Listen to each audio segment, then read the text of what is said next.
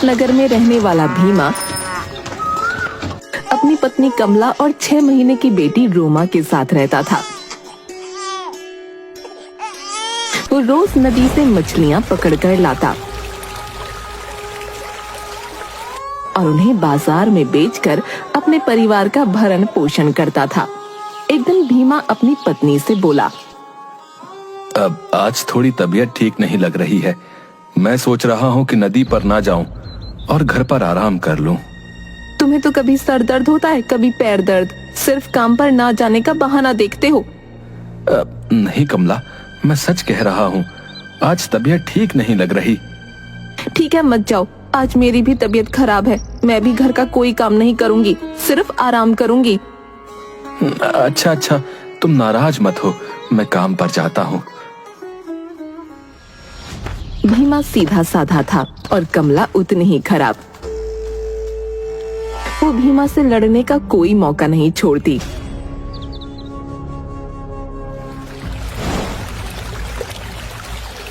भीमा नदी के तट पर मछलियों के लिए जाल डालकर बैठा था और खुद से बातें कर रहा था।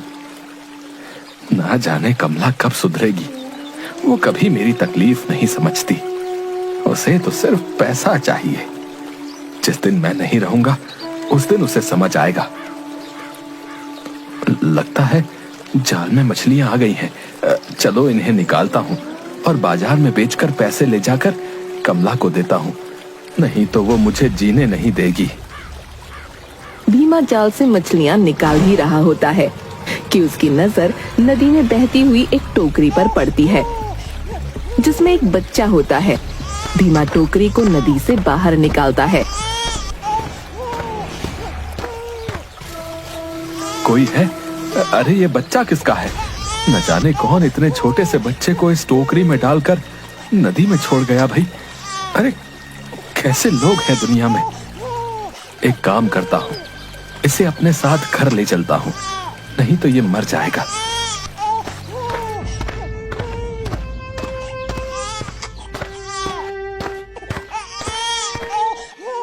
कमला कहाँ हो?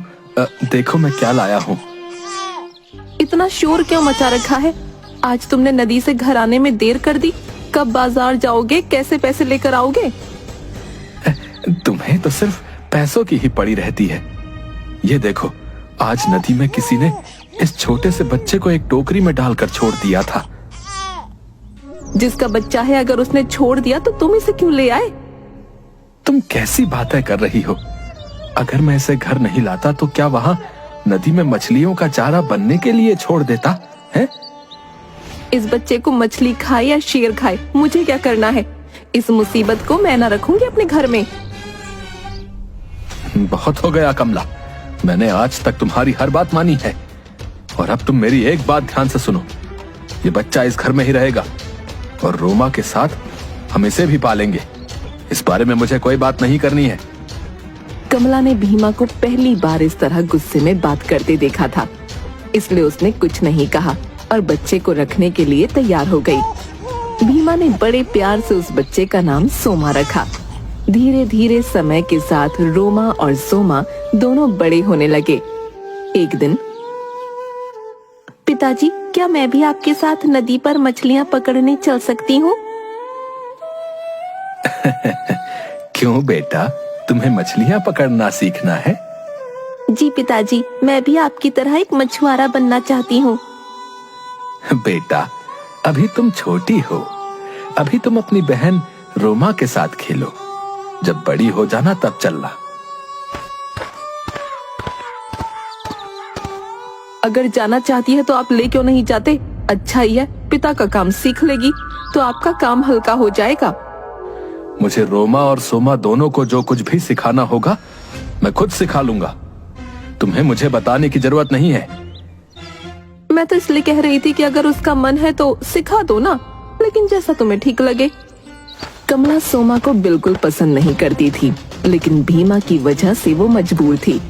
रोमा का स्वभाव उसकी माँ कमला की तरह था, जबकि सोमा स्वभाव में बिल्कुल भीमा जैसी थी, नेक दिल और दयावान। एक दिन अचानक भीमा की मृत्यु हो जाती है।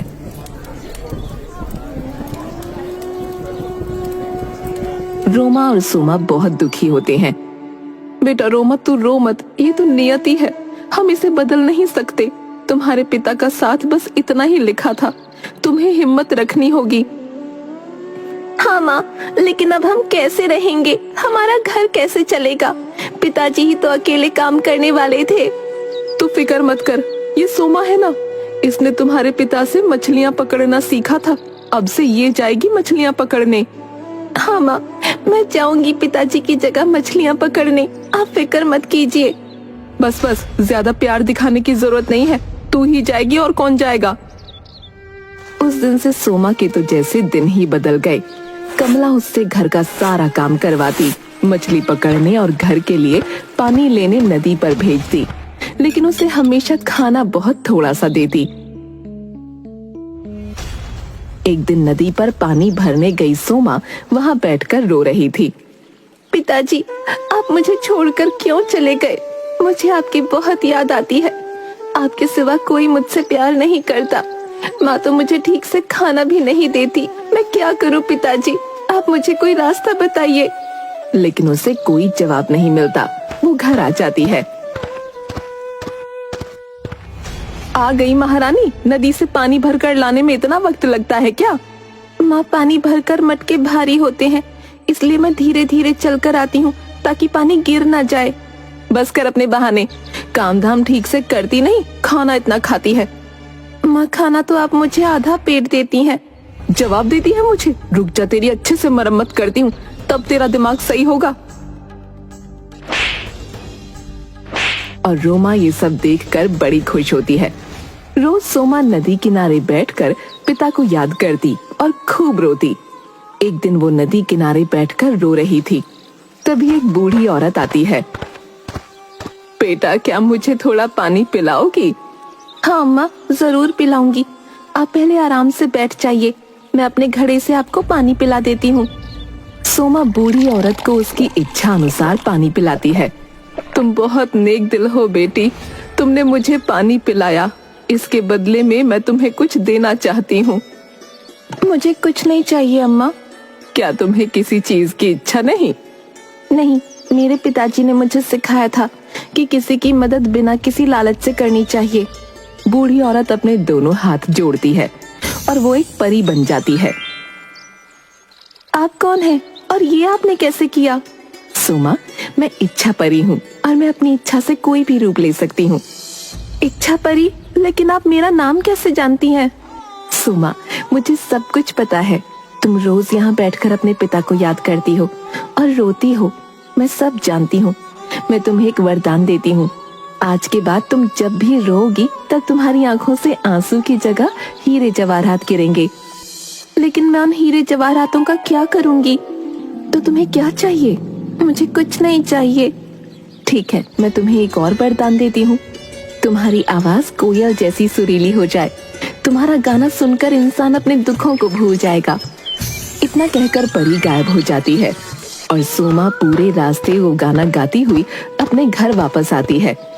उसे गाना गाना बहुत पसंद था और अब तो उसकी आवाज इतनी सुरीली हो चुकी थी कि वो खुद का ही गाना सुनकर खुश हो रही थी। घर आकर, आ गई महारानी, कहाँ लगा दी इतनी देर? माँ, आज नदी पर मुझे एक परी मिली थी। क्या बकवास कर रही है? भला परियां होती हैं? हाँ माँ, परियां होती हैं। अपनी बकवास बंद कर, घर का काम देख, घर कैसे गंदा पड़ा है। सोमा बर्तन साफ कर ही रही होती है कि उसके हाथ से एक कांच का बर्तन गिरकर टूट जाता है। कमला सोमा को 2 थप्पड़ लगाती है। सोमा रोने लगती है। उसकी आंखों से आंसू की जगह हीरे जवाहरात गिरने लगते हैं। ये क्या? इसकी आंखों से आंसू की जगह हीरे जवाहरात गिर रहे हैं? हाँ माँ, इसकी आंखों से तो आंसू की जगह हीरे जवाहरात गिर रहे हैं। बताइए कैसे हो रहा है सब? सोमा खुद को संभालती है। माँ, मैंने आपसे कहा था ना, आज मुझे नदी पर एक परी मिली थी। उस परी ने मुझे आशीर्वाद दिया कि अब से जब भी मैं रोऊंगी मेरी आंखों से आंसू की जगह हीरे जवाहरात गिरेंगे। रोमा, आज नदी पर पानी भरने तू जाएगी, वहाँ बूढ़ी औरत को पानी पिलाकर तू भी वरदान ले आना।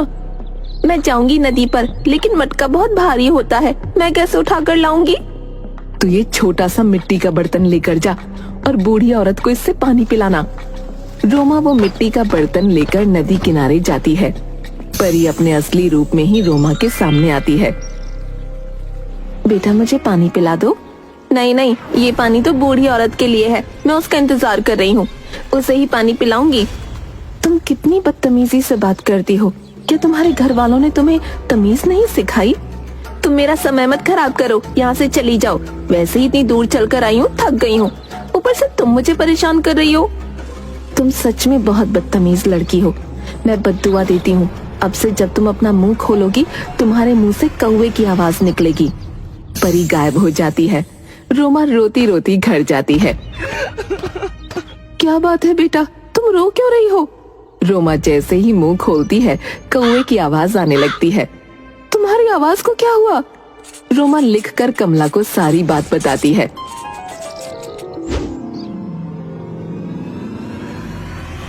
ये सब इस सोमा की वजह से हुआ है, इसने हमें पूरी बात नहीं बताई होगी, ये जानबूझकर ऐसा करती है। नहीं माँ, मैंने सब कुछ सच सच बताया था। कमला सोमा को मारकर घर से बाहर कर देती है। मैं क्या करूं? माँ को हमेशा मेरी ही बात गलत लगती है, भला मैं क्यों अपनी बहन का बुरा चाहूंगी। सोमा घर के बाहर पेड़ के नीचे लेट जाती है। थोड़ी देर बाद गाना गाने लगती है। परी के वरदान से वो अपना सारा दुख भूल जाती है। तभी वहाँ से रूपनगर का राजकुमार गुजर रहा होता है। वो सोमा की आवाज सुनकर आता है। उधर सोमा का गाना सुनकर कमला भी घर का दरवाजा खोल देती है और सोमा को घर के अंदर ले लेती है। घर में कोई है क्या? हाँ, किससे मिलना है? कौन हो तुम? मैं इस नगर का राजकुमार हूँ और यहाँ पर एक सुरीले गाने की आवाज सुनकर आया हूँ। वो गाना कौन गा रहा था? कमला अंदर आती है और रोमा को बाहर ले जाकर राजकुमार के सामने खड़ा कर देती है। राजकुमार, ये मेरी बेटी रोमा है, यही गाना गा रही थी। आपकी आवाज बहुत सुरीली है, आप बहुत अच्छा गाना गाती हैं। आपकी जादुई आवाज सुनकर मैं अपने सारे दुख भूल गया। क्या आप मुझसे विवाह करेंगी? कमला रोमा को चुप रहने का इशारा करती है। जरूर करेगी राजकुमार जी, इसके तो भाग्य खुल गए जो आप स्वयं विवाह का प्रस्ताव लेकर आए हैं। राजकुमार और रोमा के विवाह की तैयारियां शुरू हो जाती हैं। विवाह वाले दिन राज दरबार में सब विवाह के लिए उपस्थित थे। तभी मंत्री जी बोले, महाराज, आज बड़ा ही खुशी का दिन है। हमारे राजकुमार का विवाह हो रहा है और इस विवाह में शामिल होने के लिए दूर देश के राजा रानियां और हमारी प्रजा आई हुई है। अगर आपको उचित लगे तो मैं अपनी प्रजा की तरफ से एक अनुरोध करना चाहता हूँ। बताइए मंत्री जी, आप क्या कहना चाहते हैं? महाराज, हमारी प्रजा चाहती है कि राजकुमार अपनी होने वाली राजकुमारी के जिस गुण के कायल हैं, उसकी एक झलक उन्हें भी मिले। जरूर मंत्री जी, आप सब एक बार रोमा की सुरीली आवाज सुन लेंगे तो अपने सारे दुख भूल जाएंगे। ये सब बातें सुनकर कमला और रोमा दोनों परेशान हो जाती हैं, क्योंकि इतने दिनों से जब भी राजकुमार रोमा से गाना गाने को कहता तो रोमा सिर्फ अपना मुंह चलाती और कमला सोमा से गाना गवाती थी। रोमा गाना घूम घूम कर गाती, जिसके कारण राजकुमार को कभी उस पर शक नहीं हुआ। पर आज उसकी पोल खुलने वाली थी। महाराज, इतने बड़े राज्य के राजकुमार की होने वाली पत्नी अपनी प्रजा के सामने गाना गाए, क्या ये उचित लगता है आपको? बिल्कुल उचित है। हम अपनी प्रजा को हमेशा अपने परिवार की भांति मानते हैं और अगर हमारी होने वाली वधू अपने परिवार के सामने अपने गुण को प्रस्तुत करेगी तो इसमें कोई शर्म की बात नहीं है। रोमा चुप थी। तभी, महाराज, प्राणों के लिए जीवन दान मांगता हूँ, लेकिन ये लड़की और इसकी माँ दोनों ही झूठे हैं। ये कभी किसी के सामने गाना नहीं गाएगी। मंत्री जी, आप क्या कहना चाहते हैं? महाराज, जब राजकुमार ने हमें इस लड़की के बारे में बताया तो मेरे मन में भी इस बात को परखने की उत्सुकता हुई। कि क्या सच में किसी की आवाज में इतना जादू हो सकता है कि उसकी आवाज सुनने मात्र से हम अपना दुख भूल जाएं? बस अपनी यही उत्सुकता शांत करने के लिए मैं इस लड़की के घर गया, परंतु मैंने वहां जो देखा वो देखकर तो मेरे होश ही उड़ गए। आपने क्या देखा मंत्री जी? महाराज, ये लड़की तो बोलती भी कौवे जैसा है, इसकी आवाज कौवे जैसी है। मंत्री जी, ये आप क्या कह रहे हैं? मैंने खुद रोमा की आवाज सुनी है, और एक बार नहीं कई बार सुनी है। ये बहुत सुरीला गाती है। राजकुमार, मुझे क्षमा कीजिएगा, परंतु आपने जो आवाज सुनी वो रोमा की नहीं बल्कि इसकी बहन सोमा की थी। मैं सच कह रहा हूँ, रोमा तो कौवे की आवाज में बोलती है। महाराज रोमा को बोलने का आदेश देते हैं। बेचारी रोमा महाराज के डर से अपना मुंह खोलती है, और जैसे ही मुंह खोलती है कौवे की आवाज आने लगती है। सभा में सभी लोग अपने कानों पर हाथ रख लेते हैं। इस लड़की को गिरफ्तार कर लो और इसे कैद खाने में डाल दो। इसने न सिर्फ हमारे राजकुमार को धोखा दिया बल्कि हम सबको भी अंधेरे में रखा। महाराज, मैं आपके हाथ जोड़ती हूँ, भगवान के लिए मेरी बहन को माफ कर दीजिए और इसे कैद खाने में मत डलवाइए। ये सब मेरी गलती है। तुम्हारी गलती कैसे है? अगर मैं गाना नहीं गाती तो राजकुमार को ये धोखा कभी नहीं होता। इसलिए अगर आपको सजा देनी है तो मुझे दीजिए, पर मेरी बहन को छोड़ दीजिए। तुम इस राज्यसभा में गाना गाओ, क्या पता तुम भी झूठ ही बोल रही हो। सोमा गाना गाना शुरू करती है और थोड़ी देर में महाराज, राजकुमार और साथ साथ वहाँ उपस्थित सारे लोग अपना सारा गुस्सा और तकलीफ भूल जाते हैं। राजकुमार, तुमने जो कहा था वो बिल्कुल सत्य था। इस लड़की की आवाज तो वाकई बहुत सुरीली है, और इसकी आवाज सुनते ही हम सारी बातों को जैसे भूल गए। महाराज, अब तो आप मेरी बहन को आजाद कर देंगे। हम तुम्हारी बहन को आजाद कर देंगे, परंतु अब हम तुम्हारी बहन रोमा की जगह तुम्हारे सामने अपने पुत्र के विवाह का प्रस्ताव रखते हैं। क्या तुम्हें ये विवाह स्वीकार है? सोमा माँ की तरफ देखती है। मुझे माफ कर दो बेटी, मैंने तुम्हारे साथ इतना बुरा व्यवहार किया, फिर भी आज तुमने रोमा की जगह खुद को कारागार में डालने की बात की। तुम्हारे पिता की बात बिल्कुल ठीक थी। तुम्हारा हृदय सच में हीरे जैसा है। महाराज, मैं अपनी छोटी पुत्री सोमा का विवाह आपके पुत्र के साथ करने के लिए आपसे अनुरोध करती हूँ। मुझे माफ कर दीजिए। रोमा और सोमा को ये सब करने के लिए मैंने ही कहा था। रोमा सोमा के लिए कागज पर लिखती है, मुझे माफ कर दो, मैंने माँ की बातों में आकर गलत व्यवहार किया, हमेशा तुम्हें नीचा दिखाया, कभी तुम्हारी मदद नहीं की। फिर भी आज तुमने मेरे लिए जो किया वो मैं जिंदगी भर नहीं भूल सकती। तुम्हें माफी मांगने की कोई जरूरत नहीं, तुम बस मेरे गले लग जाओ। सोमा रोमा को गले लगाती है। तभी वहाँ इच्छा परी आती है। रोमा, मुझे देखकर अच्छा लगा कि तुम्हें अपनी गलतियों का एहसास हो गया, इसलिए मैं तुम्हें अपने दिए हुए श्राप से मुक्त करती हूँ। रोमा पहले की तरह बोलने लगती है और उसे कौवे की आवाज से मुक्ति मिल जाती है। साथ ही महाराज सोमा और राजकुमार का विवाह करा देते हैं और वो दोनों खुशी खुशी रहने लगते हैं।